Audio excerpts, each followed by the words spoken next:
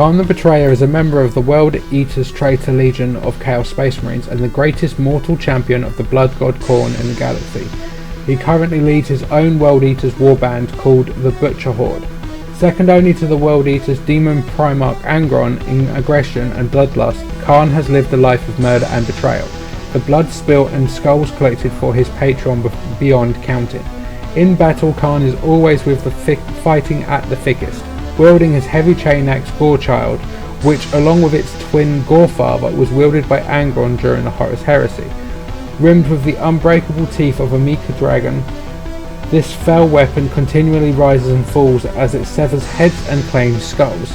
He is the avatar of Kharn, embodying the blood god's indiscriminate rage and bloodlust in the realm of mortals.